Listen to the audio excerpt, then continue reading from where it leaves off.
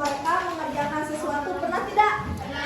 Nah, di sini misalkan contohnya kalian teh disuruh ke orang tua kalian untuk kegiatan sekaligus ya, ada memasak air, mencuci piring, dan mengerjakan PR ya. Untuk ketiga kegiatan ini kalian itu harus mengerjakan dalam waktu 15 menit. Apa yang akan kalian lakukan? Ibu dikasih waktu 5 menit untuk kalian mengerjakannya. Maka kumaha kalian dalam waktu 15 menit ketika pekerjaan itu harus sudah selesai.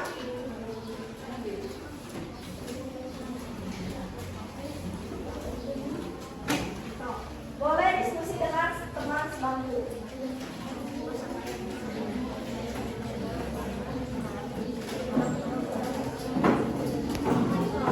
Gimana ya?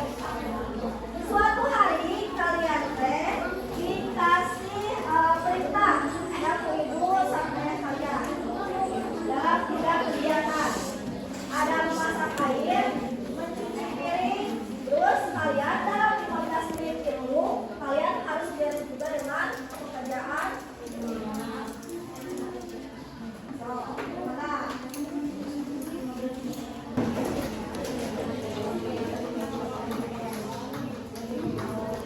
Di sini ada 30 untuk pikiran yang berbeda ya, pasti beda-beda pendapatnya bakal gimana.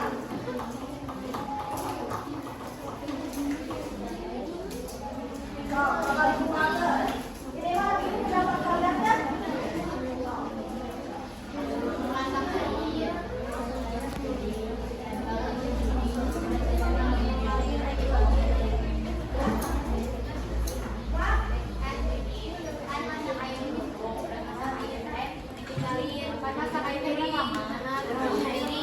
Udah beres cuci piring langsung ngafalin, baru udah beres ngafalin langsung matiin aja.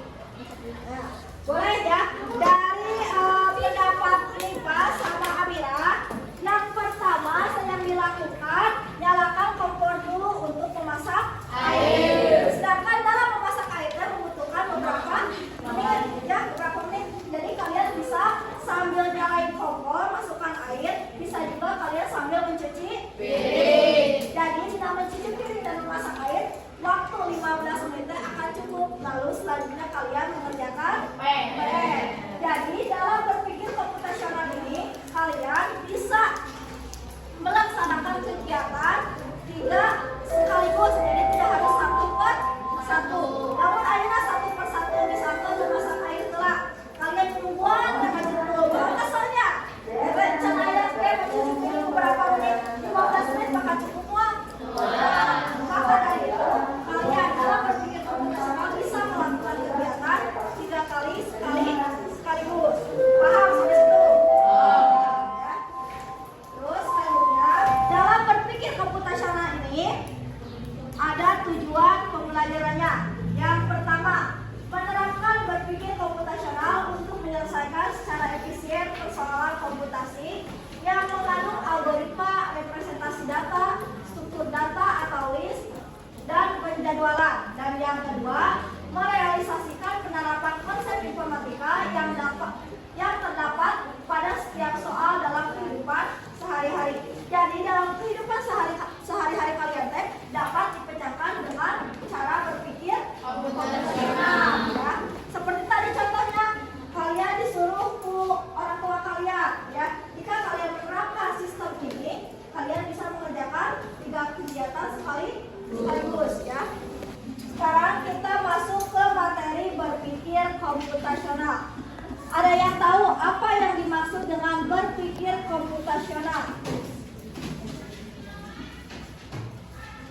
Sebuah metode pemecahan masalah melalui penerapan teknologi ilmu komputer. Gimana? Sebuah metode pemecahan masalah melalui penerapan teknologi ilmu komputer. Ya, betul. Berpikir komputasional merupakan sebuah metode pemecahan masalah melalui penerapan teknologi ilmu komputer atau informatika. Jadi, berpikir komputasional itu segala sesuatu yang kalian kerjakan jika menggunakan ilmu teknologi itu kita disebut dengan berpikir komputasional ya. Dengan cara berpikir komputasional juga kalian akan menyelesaikan secara efisien persoalan yang mengandung algoritma. Jadi ada langkah-langkahnya ya yang tadi.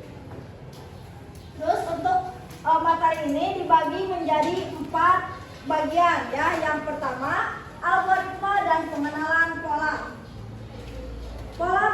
Pola bilangan merupakan suatu bilangan dengan menggunakan aturan tertentu yang akan membentuk suatu barisan bilangan yang teratur ya. Jadi algoritma dan pengenalan pola penyesuaiannya sesuai dengan aturan yang sudah tertulis. Jika ada persoalan, jadi kalian harus bisa memahami dulu polanya kayak gimana. Jadi kalian tidak bisa mengerjakan semau kalian, tapi aturannya sudah akan tertera di situ ya. Semakin indah bentuk suatu benda, maka semakin teratur pola bilangan yang dimilikinya. Jadi lamun aya polana, kalian oge bakal gampil kerjakeunana ya. Unsur pembentuk pola disusun secara berulang dalam aturan tertentu sehingga dapat diperkirakan kelanjutannya. Jadi dina polana oge, walaupun kalian tidak membaca semuanya, tapi kalian bisa memperkirakan kelanjutannya ke depan kayak gimana. Seperti contoh, misalkan kalian mengerjakan suatu bilangan, ya bilangan apa? 1, 2, 3, dan 4. Berarti kelanjutan selanjutnya 2 bilangan selanjutnya berarti berapa? 5, 6 ya. Berarti kalian udah memperkirakan hitungannya teh bakal nambahan 1. Contoh lain, ayeuna dina dadu terdapat bulatan-bulatan kecil yang mewakili bilangan-bilangan yang telah ditentukan. Setiap satu bulatan mewakili bagian 1, 2 bulatan mewakili bilangan 2, dan begitu seterusnya. Dalam dadu ada bulatan-bulatan kecil. Namun ayeuna bulatan kecilnya 1 berarti disebut bilangan 1. Namun aya bulatanana 2 berarti disebut dengan bilangan 2. Namun ayeuna bulatanana aya 6 berarti disebut dengan bilangan 6. Kalian bisa memperkirakannya? Bisa ya. Ayeuna bulatanana aya 8 berarti disebut dengan bilangan 8. Emang tidak ada aya 8? Tidak ada ya. Jadi 1 sampai 6 ya. Sampai sini paham?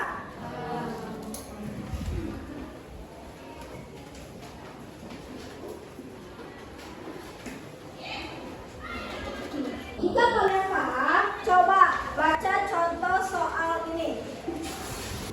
So, ada yang mau baca? So, baca aja soalnya. Ruang kolaborasi. Membuat kalung dari tutup botol warna-warni. Seni sedang membuat kalung dari biji salak yang dicat warna-warni. Urut-urutan warna biji salak pada kalung tersebut adalah merah M, biru B, putih P, hijau H, dan orange O. Setelah memasukkan biji salak warna orange, Seni akan memasukkan lagi tali kalung tersebut sesuai dengan urutan warna yang dibuat. Jika salah satu warna biji salak habis, Seni tetap akan merangkai kalung tersebut sesuai warna biji salak yang masih tersisa. Tetapi tidak boleh memasang biji salak dengan warna yang sama. Warna biji salak yang dimiliki Seni adalah sebagai berikut. Biji salak merah M ada 10 buah. Biji salak orange O ada 11 buah. Biji salak hijau H ada 8 buah. Biji salak putih P ada 5 buah. Biji salak biru B ada 12 buah. Pertanyaan: berdasarkan ketersediaan warna biji salak dan aturan warnanya, berapa banyak biji salak yang bisa dirangkai Seni untuk membuat kalung? Pilihlah salah satu jawaban berikut. A. 35, B. 40, C. 45, D. 46, E. 50. Tulis cara kalian menyelesaikan masalah tersebut. Soal ini udah ada polanya, udah ada aturannya untuk membuat sebuah kalung dari tutup botol warna-warni ya. Saya sedang membuat kalung dari biji salak yang dicat warna-warni dengan urutan warna biji salak pada kalung tersebut, yaitu warna merah dengan M, biru dengan B, putih dengan P, hijau dengan H, dan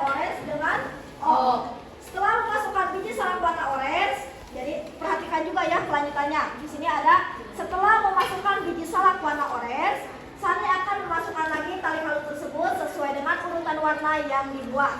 Jika salah satu warna biji salak habis, Sani tetap akan merangkai kalung tersebut sesuai dengan warna biji salak yang masih tersisa. Tetapi tidak boleh memasang biji salak dengan warna yang sama. Warna biji salak yang dimilikinya diantaranya warna merah ada 10 buah, warna orange ada 11 buah, hijau 8 buah, putih 5 buah, dan biru ada 12 buah. Ya. Dalam aturan polanya ini, ya, cara kalian menyelesaikannya bakal kayak gimana? Ya, harus diurutkan. Tapi lihat juga pertama dimasukkan warna apa? Warna orange. Selanjutnya warna merah. Terus Putih. warna merah. Terus urutannya Biru. udah biru, putih, udah putih, hijau, udah hijau, orange. Susun dari awal sampai bilangannya sampai akhir. Ayo nak, tidak pola nate, tetapi tidak boleh memasang biji salak dengan warna yang sama. Jadi tidak boleh yang berdampingan. Akhirnya hijau dan hijau ini tidak boleh. Jadi harus dapat dipakainya maka berapa biji, jumlahkan dulu semuanya biji yang dimilikinya, lalu kalian rangkai. Boleh dikerjakan. Tapi kalian harus menjumlahkan dulu ya biji salak yang dimilikinya.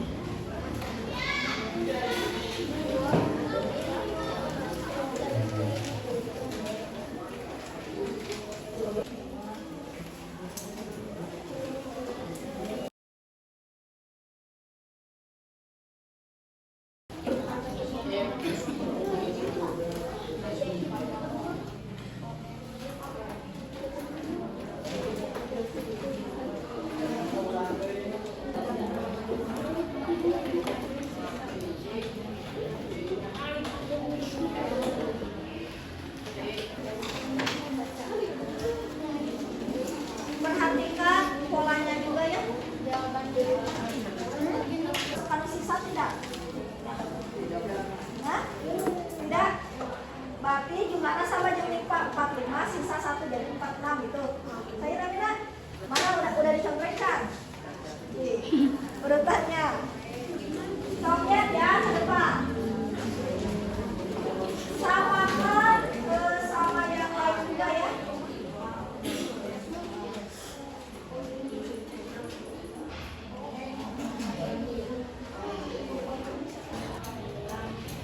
Nah, itu 10 tambah 20 tambah 8 29 tambah 5 12 Hah? 46 ya 40 40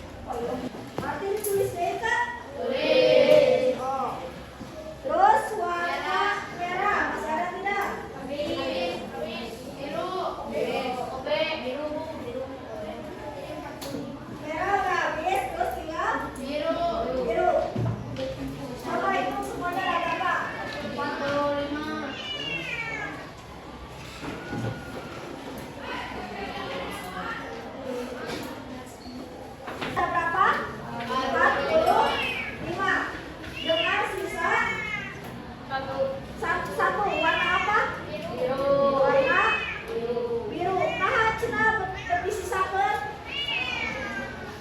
Kenapa disisakeun? Karena dalam aturan tidak boleh memasang dengan warna yang sampai sini paham? Udah disamain? Udah ya. Yang B yaitu optimasi penjadwalan. Penjadwalan merupakan proses perencanaan mengalokasikan sumber daya dalam mengerjakan aktivitas pekerjaan pada suatu waktu tertentu yang kemudian akan dilakukan pengurutan kerja pada setiap pusat pemrosesan sehingga dicapai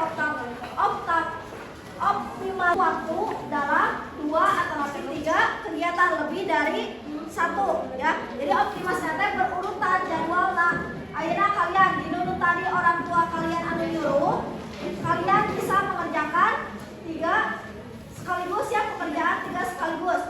Ayeuna lamun dijadwalkan, berarti kalian yang paling efektif yang tadi Nifa dan Amira ya. Tanggapan mereka optimasi penjadwalan ya. Jadi ada urutannya. Anu kena dilakukan ku kalian dari awal, kedua dan seterusnya bagaimana. Jadi tahu ke depannya kalian harus bagaimana ya. Sebelumnya. Jadi dalam waktu sekaligus kalian mau bentrok penjadwalan lalu kalian sudah mempunyai jadwal. Ayeuna dalam kehidupan sehari-hari kalian tidak akan terlepas dengan yang dinamakan optimasi penjadwalan. Contoh pelajaran ya. Dalam jadwal pelajaran ada hari apa aja? Senin, Selasa, Rabu, Kamis, Jumat. Senin sampai Jumat. Apakah dalam jadwal tersebut kalian selama belajar ada bentrok tidak? Iya. Tidak. Kenapa? Karena sudah ada Itu adanya jadwal itu untuk mengoptimasi penjadwalan agar berurutan dan tidak bentrok ya. Dan ada apa aja? jadwal piket. Jadwal piket. Di dalam jadwal piket satu hari berapa orang? 7. Ada 7, ada 6 ya. Apakah orang tersebut mengulang lagi enggak? Tidak ya. Kenapa? Karena sudah ada jadwalnya. Jadi setiap satu orang dari kelas 7A mendapatkan ya. Karena sudah diurutkan, sudah dibuat jadwalnya oleh kalian gitu ya. Ada pertanyaan dulu tidak? Tidak. Tidak ada. Sekarang lanjut ke yang menyewakan lapangan futsal. Yang buka setiap hari yaitu pukul 15 sampai 21. Berarti buka jam sabaraha? Jam 3 sore. Jam 9. Jam 3 sore sampai jam 9 Malam. Pertanyaan kedua. Jadwal yang sudah berjalan untuk tim yang bermain futsal adalah sebagai berikut ya. Untuk jadwalnya Senin jam 15 sampai jam 17, berarti jam 3 sore sampai jam ke FC. Dari jam 5 sampai jam 7 malam ada The Red FC ya. Terus hingga hari Sabtu di situ ada jadwal yang pertama Parinas FC, jadwal kedua Putra Putri, dan jadwal ketiga yaitu The Red FC ya. Klub futsal LC United pada hari apa Adi bisa bermain bersama klub futsalnya yaitu LC United ya. Pertanyaan kedua, dari cara penyelesaiannya kalian lihat dari jadwal ini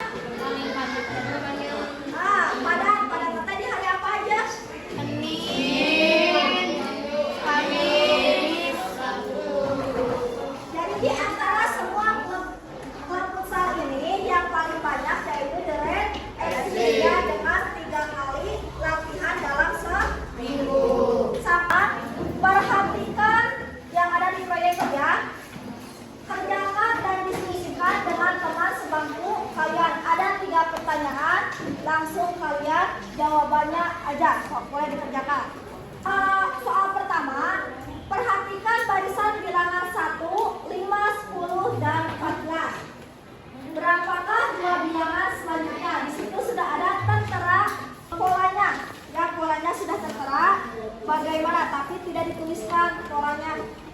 Oke. Wah, nomor 1, nomor 2 sama ya. Lihat bilangan sebelumnya.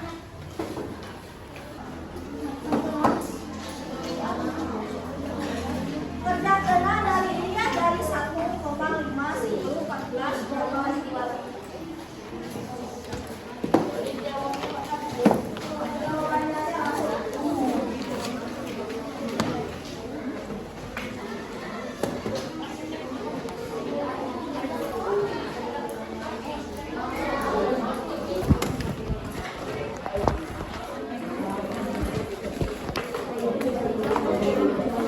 Sok jawabannya aja.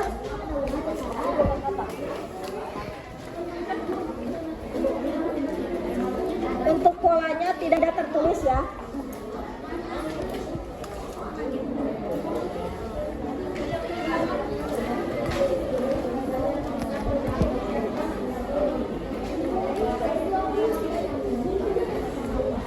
Sok baca soal atau ngobrol.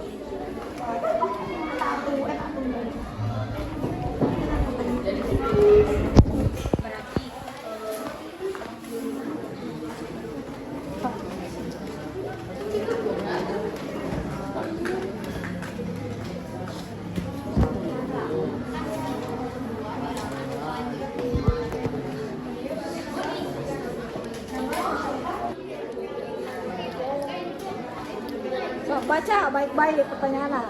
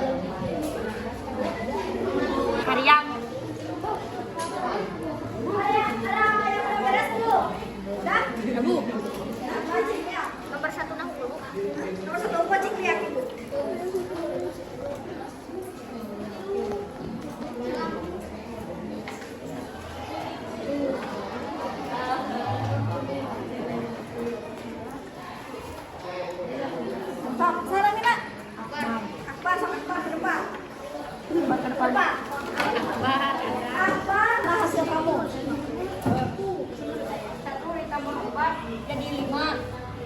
Jadi 4. Terus 5 ditambah 5 jadi 10. Tambah diulang lagi. Ulang lagi itu.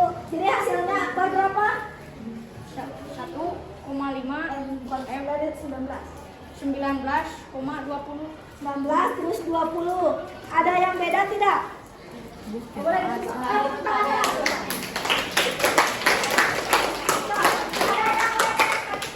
Untuk pertanyaan nomor 1, perhatikan barisan bilangan 1, 5, 10, dan 14. Berapakah dua bilangan selanjutnya? Kalian perhatikan dari bilangan 1 ke bilangan 2, dari bilangan 2 ke bilangan 3, dan bilangan 3 ke bilangan 4. Ya. Aina gini, kedua nambah berapa? Nambah 4 ya. 2, 3, 4, 5, nambah 4 ya. Terus dari 5 ke 10 nambah berapa? 5 ya, 5. Berarti kita udah ada polanya, berarti nambahan 4, nambahan 5. Tinggal lanjutkan. Ayeuna dari 3 ke 4 nambahan 4. Berarti polanya kalian nambahan 4, 5, 4, 5 dan selanjutnya gitu. Paham? Paham. Berarti untuk bilangan kelimanya itu berapa?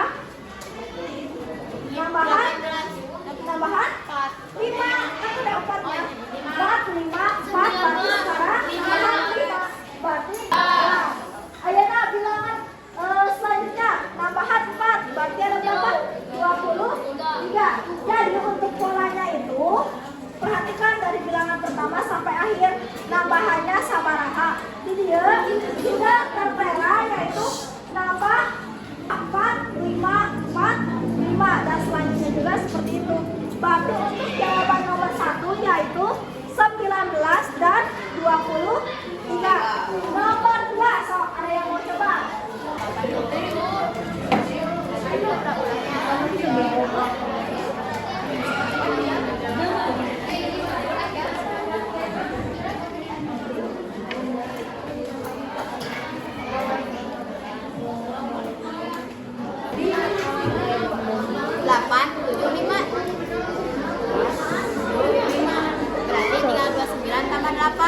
Berarti 37. 37 tambah 7.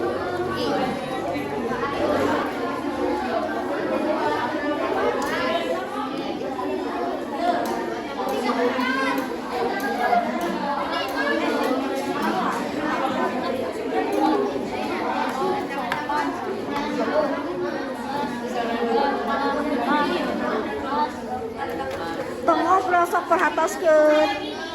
Udah beres? Nomor 2.